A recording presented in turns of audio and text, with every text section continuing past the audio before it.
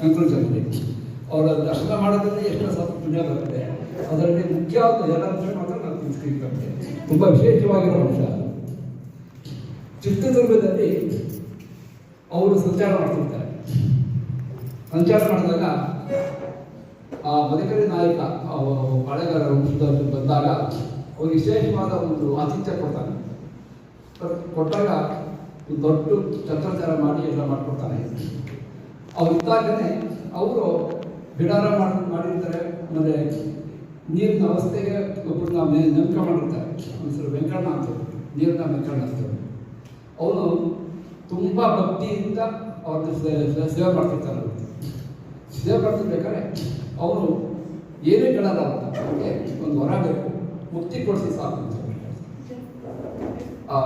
ನೀರನ್ನ ಶುದ್ಧೋದಕ ನೀರು ತಂದು ಮಾಡಿ 24 ಗಂಟೆಗೂ ಸರ್ವಿಸ್ನ ಮಾಡ್ತಿದ್ದ ಅವನು ವೆಂಕಣ್ಣ ಅಂತ ಹೇಳಿ ವೆಂಕಣ್ಣ ಇರ್ತಾರೆ. ಅವನದೇನಪ್ಪ ಉದ್ದೇಶ ಅಂದರೆ ನನಗೆ ಮುಕ್ತಿ ಕೊಡೋಕ್ಕೆ ಸಾಕು, ನನಗೆ ಇನ್ನೇನು ಬೇಡ. ಅಲ್ಲಪ್ಪ ವರ ಬಿಟ್ಟು ಎಲ್ಲ ವರ ಕೇಳ್ತಾರೆ ಹಾಗೆ ಹೇಗೆ ಅಂತ ಹೇಳ್ಬಿಟ್ಟು ಬರೀ ಮುಕ್ತಿ ಕೇಳ್ತಿದ್ದೀರ ಅಂತ. ನಾನು ಮುಕ್ತಿ ಬೇಕು ಅಷ್ಟೇ. ಮೊದಲನೇ ಸಲ ಹೋದಾಗ ಅವರು ಅದನ್ನು ಅಷ್ಟು ಸೀರಿಯಸ್ ಆಗಿ ತೊಗೊಂಡಿರಲ್ಲ. ಎರಡನೇ ಸಲ ಸಂಚಾರ ಮಾಡಿದಾಗ ಅವನು ತುಂಬ ಸೀರಿಯಸ್ ಆಗಿ ಕೇಳ್ತಾರೆ, ನಾನು ಮುಕ್ತಿ ಬೇಕು ಕೊಡಿ ಅಂತ. ಆ ಮುಕ್ತಿ ಕೇಳಿದಾಗ ಅವರು ಬೆಳಗ್ಗೆ ಮುಂಚೆ 3 ಗಂಟೆಗೆ ನೀನು ಎದ್ದು ಶುಚಿಯಾಗಿ ಹೋಮಕುಂಡದಲ್ಲಿ ನೀನು ತ್ಯಾಗ ಮಾಡಬೇಕು ನಿನ್ನ ಜೀವನ. ಆ ತ್ಯಾಗಕ್ಕೆ ಸಿದ್ಧವಾಗಿದ್ದರೆ ಮಾತ್ರ ನಾನು ನಿಮಗೆ ಮುಕ್ತಿ ದೊರಕತ್ತಪ್ಪ. ಅಲ್ಲಿರೋ ಬೇರೆಯವರು ಸಹಚಾರರು ಅವರೆಲ್ಲ ತುಂಬ ಆಶ್ಚರ್ಯ ಪಡ್ತಾರೆ.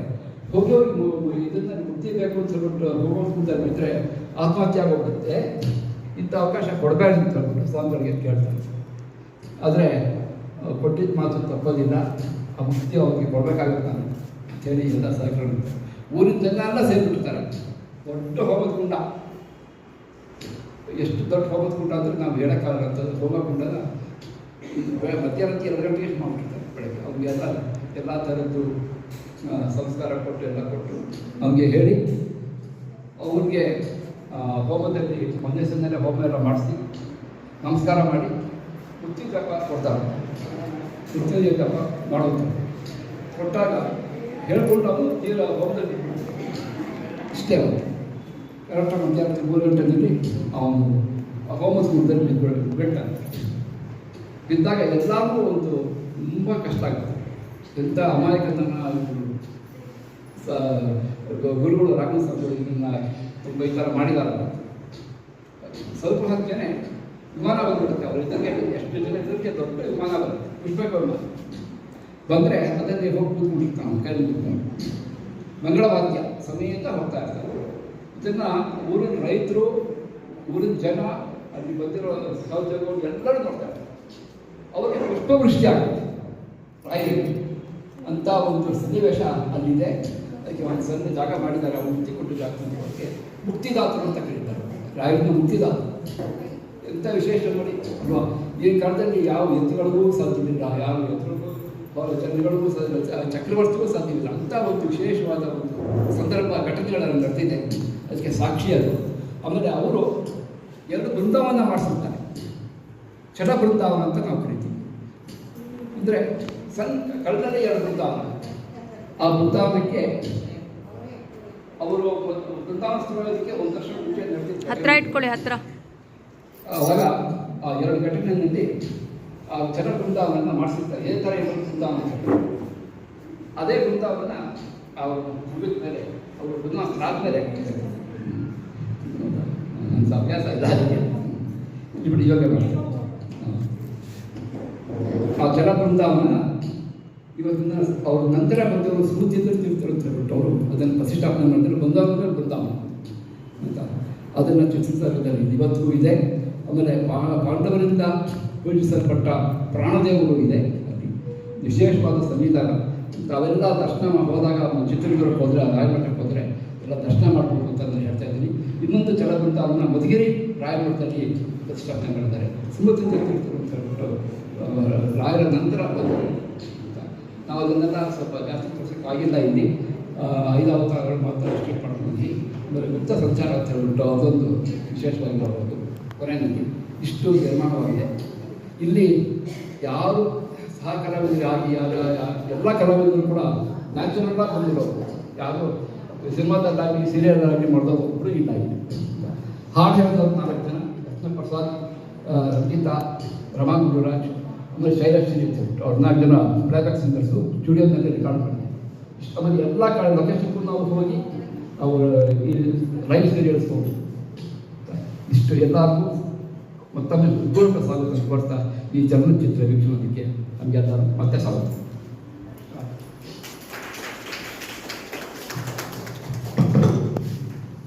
ಹರೇ ಶ್ರೀನಿವಾಸ.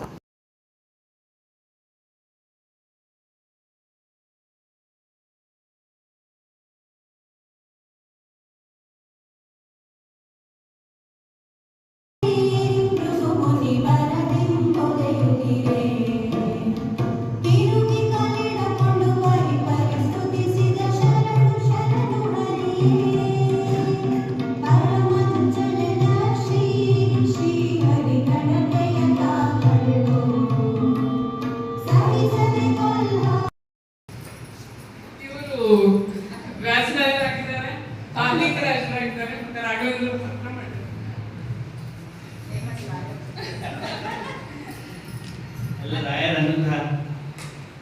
ಈ ಚಿತ್ರ ನೋಡಿದಕ್ಕಾಗಿ ತುಂಬಾ ಎಲ್ಲರಿಗೂ ಧನ್ಯವಾದಗಳು. ಹಾಗೂ ರಾಯರ ಅನುಗ್ರಹಕ್ಕೆ ಎಲ್ಲರೂ ಪಾತ್ರರಾಗಬೇಕು ಅಂತ ಪ್ರಾರ್ಥನೆ.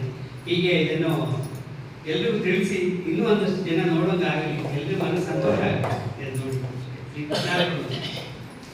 ಒಂದು ಹೇಳ್ಬೇಕು ಅಂದ್ರೆ ಏನೇ ಮಾಡಿದ್ರು ಆ ರಾಯ ದಯೆ ಬೇಕು. ಆ ದಯೆಯಿಂದಲೇ ಆಗಿದೆ ಅನ್ನೋದು. ಯಾಕೆಂದ್ರೆ ಎಲ್ಲರೂ ಎಲ್ಲಿ ಸಿಗ್ತಾರೋ ಅವರೇ ಪಾತ್ರ ಮಾಡಿದ್ದಾರೆ.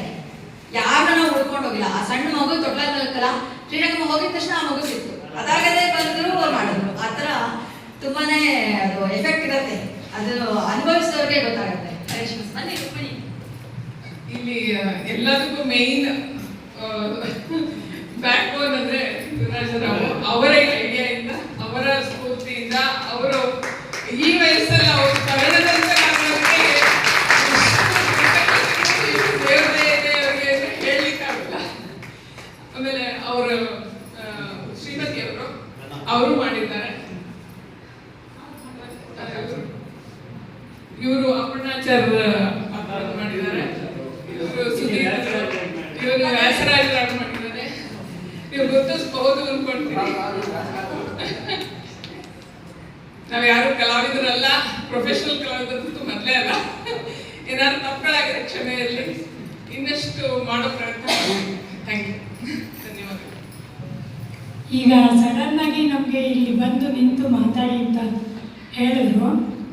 ಈ ಚಲನಚಿತ್ರವನ್ನು ನಾನು ನೋಡಿದ ಮೇಲೆ ಭಾಳ ಹೃದಯ ತುಂಬಿ ಬಂತು.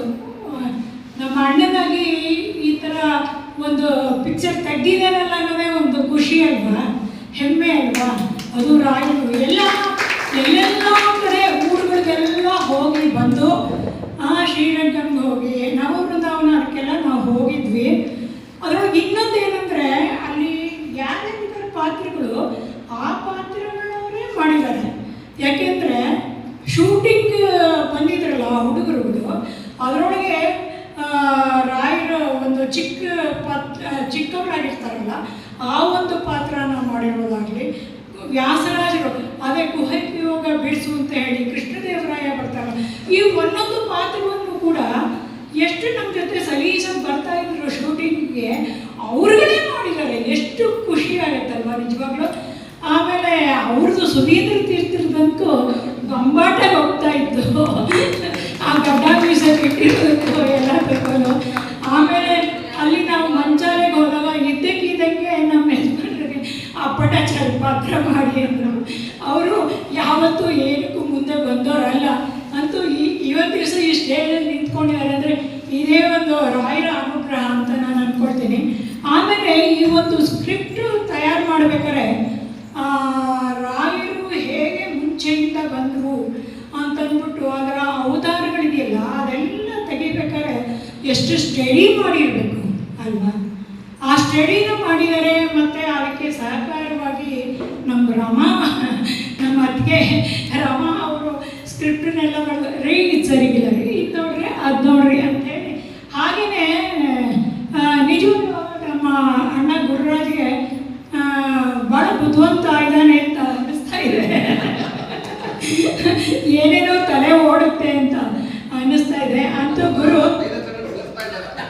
ಅಂತೂ ಆಮೇಲೆ ಈ ಪ್ರಹ್ಲಾದ ಪಾತ್ರ ನೋಡಿ ಎಷ್ಟು ಚೆನ್ನಾಗಿ ಒಪ್ಪುತ್ತಾ ಇತ್ತು ಅಂದರೆ ಅಬ್ಬಾ ಮತ್ತೆ ಇನ್ಯಾವ ಪಾತ್ರ ಮಾಡಿದೀಯಾ? ವ್ಯಾಸರ ಚಿಕ್ಕವರಿದ್ದಾಗ ವ್ಯಾಸರ ಪಾತ್ರ ಸಖತ್ತಾಗಿದೆ ರೀ. ಮತ್ತೆ ಇವರು ರಾಯರ ಪಾತ್ರ ಮಾಡಿದ್ರಲ್ಲ, ಎಲ್ಲೆಲ್ಲಿ ಹೋದ್ರು ಅವ್ರಿಗೆ ನಮಸ್ಕಾರವೋ ನಮಸ್ಕಾರ. ಏನಂದ್ರೆ ಹೇಗೆ ಅಂದ್ರೆ ಅವ್ನು ಕಂಡ ತಕ್ಷಣ ಎಲ್ರಿಗೂ ರಾಯರು ಬಾಂಬೆ ಬಂದ್ಬಿಡೋದು. ಆಮೇಲೆ ಏನಂದ್ರೆ ಅವ್ರು ಸುಮ್ಮನೆ ಹೀಗೆ ಹೊದ್ಕೊಂಡ್ರೆ ಸಾಕು, ಆ ಕಾವಿದು ಈ ತಲೆ ಮೇಲೆ ಹಾಕ್ಬಿಟ್ರೆ ಸಾಕು, ಆಯಿತು ಸಾಷ್ಟಾಂಗ ನಮಸ್ಕಾರ. ಆ ರೀತಿ ಬಹಳ ಸೂಕ್ತವಾಗಿ ಒಪ್ತಕ್ಕಂಥ ಪಾತ್ರ ಅಂತ ಹೇಳಿದ್ರೆ ನಮ್ಮ ಗೋವಿಂದ ರಾಮರಾವ್ ಅವ್ರಿಗೆ ಎರಡು ಹೆಸರು ಇಟ್ಟಿದ್ದಾರೆ, ಕೃಷ್ಣ ರಾಮ, ರಾಮಕೃಷ್ಣ ಅಂತ ಹೇಳ್ತೀವಲ್ಲ, ಹಾಗೆ ಗೋವಿಂದ ರಾಮ ಅಂತ ಎರಡು, ಕೃಷ್ಣನೂ ಆಯಿತು ರಾಮನೂ ಆಯಿತು. ಆಮೇಲೆ ಭಾಳ ಚೆನ್ನಾಗಿ ಅವರು ಕೂಡ ಪಾತ್ರವನ್ನು ನಿರ್ವಹಿಸಿದ್ದಾರೆ. ಆಮೇಲೆ ಇವರೆಲ್ಲ ನಮ್ಮ ಆಪ್ತ ಗೆಳತಿಯರು ರಾಮ ವಿಠಲ್ ಅಂತ. ನನಗೆ ದಿವಸ ಏನು ಮೊಬೈಲಲ್ಲಿ ನಂದು ಅವ್ರದ್ದು ಭಾಷಣ ಯೂಟ್ಯೂಬು ಎಲ್ಲ ಹೇಳ್ತಾ ಇರ್ತಾರೆ. ಒಳ್ಳೆ ಕ್ರಿಯಾಶೀಲ ವ್ಯಕ್ತಿ. ಇವರು ಕೂಡ ಡಾಕ್ಟರೇಟ್ ಮಾಡಿದ್ದಾರೆ. ಮತ್ತು ನಮ್ಮ ಸುಮಾ ರಾಘವೇಂದ್ರ ಇವರು ಅಷ್ಟೇ ನಗ್ತಾ ಇರ್ತಾರೆ. ಗುರುರಾಜ್ಗೆ ಪಾಪ ಸುಸ್ತಾಯ್ತೇನೋ, ಸ್ವಲ್ಪ ಸ್ವೀಟ್ ತಗೊಳಪ್ಪ ಆಯಿತಾ ಅಂತ ಹೇಳಿ ಎಲ್ಲ ಅಂದರೆ ಒಬ್ರಿಗೊಬ್ಬರು ಎಲ್ಲ ಸಹಕಾರ ಇದ್ರೇ ಇಂಥ ಒಂದು ಕಾರ್ಯಕ್ರಮಗಳು ಜರುಗೋದಕ್ಕೆ ಸಾಧ್ಯ. ಇಲ್ಲದ್ರೆ ಸಾಧ್ಯ ಆಗೋದಿಲ್ಲ. ಎಲ್ಲರ ಸಹಕಾರದಿಂದ ಅಂದರೆ ಬಹಳ ವಿಶೇಷ ಅಂದರೆ ಕೇವಲ ಕೆಲವೇ ಪಾತ್ರಗಳಲ್ಲಿ ಇಷ್ಟು ಮೂವಿನ ತಂದಿದ್ದಾರೆ. ಸಿಕ್ಕಾಪಟ್ಟೆ ಜನನ ಹೊರಗಡೆಯಿಂದ ತಗೊಂಡ್ಬಂದು ಯಾವುದೋ ಚಲನಚಿತ್ರ ತಾರೆ ಅಂತಂದು ಹಾಗೆ ಹೀಗೆ ಅಲ್ಲ. ಯಾಕೆ ಅಂದರೆ ಇದು ನಾವು ಹೇಳೋದು ಒಂದು ಚಲನಚಿತ್ರನ ನಾವು ತರ್ತೀವಿ ಅಂತ ಹೇಳಿದ್ರೆ ಅದಕ್ಕೆ ರಿಜಿಸ್ಟರ್ ಮಾಡಿಸ್ಬೇಕಾದ್ರೆ 10 ಲಕ್ಷ ಎಲ್ಲ ಕೊಡಬೇಕು. ಎಲ್ಲಿಂದ ತರೋಣ ರೀ ನಾವು? ನಾವೇನು ಅಷ್ಟೊಂದಿದ ಹಾಗೇನೆ ಪಾಪ ಅಂತೂ ಇನ್ವೆಸ್ಟ್ ಮಾಡಿ ಅವ್ರ ಕೂಡ ಮಾಡಿ ಈ ಥರ ಒಂದು ಒಳ್ಳೆಯ ಪಿಕ್ಚರನ್ನು, ಅದು ರಾಯರು ಅಂದ್ಬಿಟ್ರೆ ಅವ್ರ ಅನುಗ್ರಹ ಇದ್ದೇ ಇರುತ್ತೆ. ಅವ್ರು ಏನು ಇನ್ವೆಸ್ಟ್ ಮಾಡಿದಾರೋ ಏನು ಮಾಡಿದಾರೋ ರಾಯರು ಒಂದ್ಸರಿ ಅನುಗ್ರಹ ಮಾಡಿ ಆಯ್ತಪ್ಪ ನೀನು ಗುರು, ನಿನ್ನ ಹೆಸರು ಗುರುನೇ, ನೀನು ಗುರುರಾಧನೆ ಆಯಿತು ಸುಖವಾಗಿರು ಅಂದ್ಬಿಡ್ತಾರೆ ಅವರು. ರಾಯರ ಅನುಗ್ರಹ ಅಂದರೆ ಆ ಥರ ಇರುತ್ತೆ. ಅಂತೂ ತಾವೆಲ್ಲರೂ ಕೂಡ ಬಂದು ಈ ದಿವಸ ಈ ಕಾರ್ಯಕ್ರಮವನ್ನು, ಈ ಚಲನಚಿತ್ರವನ್ನು ನೋಡಿದ್ದಕ್ಕೆ ನಾವು ನಮ್ಮೆಲ್ಲರ ಪರವಾಗಿ ಅನಂತ ನಮನಗಳನ್ನು, ಧನ್ಯವಾದಗಳನ್ನು ಸಲ್ಲಿಸ್ತೀವಿ. ಯಾಕೆಂದರೆ ಪ್ರೇಕ್ಷಕರಿರಬೇಕು. ಪ್ರೇಕ್ಷಕರು ಎಲ್ಲ ಇದ್ದರೆ ಇವತ್ತು ಇಲ್ಲೇ ಏನು ನಾವು ಚಲನಚಿತ್ರ ತೋರ್ಸೋಕ್ಕಾಗ್ತಾ ಇತ್ತು. ಎಲ್ಲ ನೀವುಗಳು ಬಹಳ ಇಂಪಾರ್ಟೆಂಟ್ ಅಲ್ವಾ. ಮತ್ತು ಎಲ್ಲರೂ ನಮ್ಮ ಕರೆಗೂ ಹೋಗ್ಬಿಟ್ಟು ನಮ್ಮ ಸ್ನೇಹಿತರು, ಭಜನಾ ಮಂಡಳಿಯವರು, ನಮ್ಮ ಆಫೀಸ್ದವರು ಎಲ್ಲರೂ ಬಂದಿದ್ದಾರೆ. ನನಗೂ ತುಂಬ ಸಂತೋಷ ಆಯಿತು. ಈ ರೀತಿ ಅವರು ನಮ್ಮ ಒಂದು ಸಂತೋಷ ಏನಿದೆ ಅದನ್ನು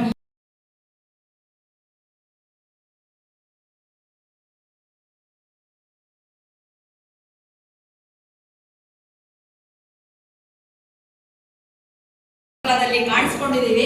ಎಲ್ಲ ಯಾರು ಇಲ್ಲಿ ಪಾತ್ರಧಾರಿಗಳೆಲ್ಲ ಆ ಸಮಯಕ್ಕೆ ಏನ್ ತೋಚಿಸ್ತೋ ಏನ್ ಕೊಟ್ಟರು ಅದನ್ನ ನಾವು ಒಂದು ಮಾತುಗಳು ಜಾಸ್ತಿ ಇಲ್ಲ, ಜಸ್ಟ್ ಒಂದು ಅದನ್ನ ಪಾತ್ರವನ್ನ ತೋರಿಸಿದೀವಿ ಅಷ್ಟೇ.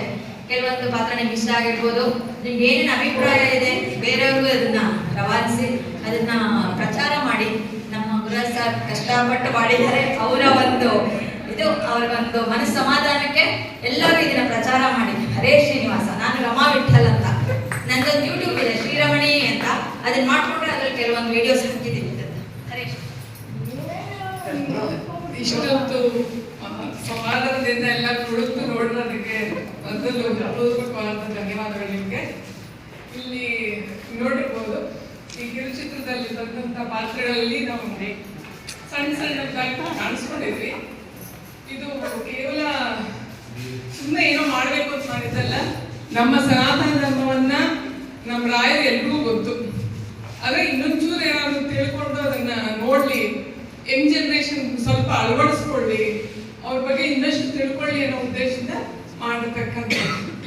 ನೀವು ಇನ್ನಷ್ಟು ಜನಕ್ಕೆ ಹೇಳಿ, ನೀವು ಬಂದಿದ್ದಕ್ಕೆ ಎಲ್ರಿಗೂ ಧನ್ಯವಾದ.